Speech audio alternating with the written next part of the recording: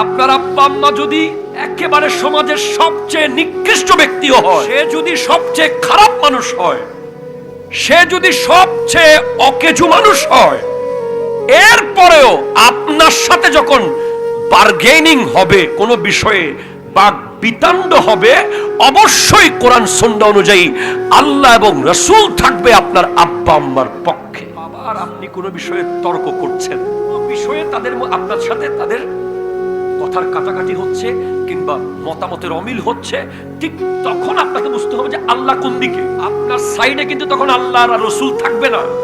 আপনি মনে করছেন যে আপনার পক্ষে টাকা, আপনার সাথে পাওয়ার, আপনি পরিবারের শ্রেষ্ঠ, আপনি সমাজের লিডার, গোটা দুনিয়ার যদি আপনার সাথে থাকে, আপনার আব্বা আম্মার সাথে থাকবে আল্লাহ এবং রাসূল।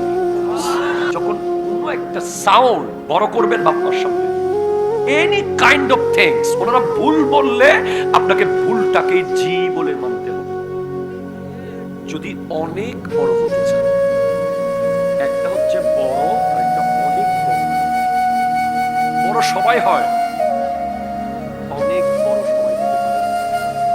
অনেক বড় মানে যাকে কোনোভাবেই আর ধরা যাবে না, ধরা ছোঁয়ার বাইরে চলে যাবে।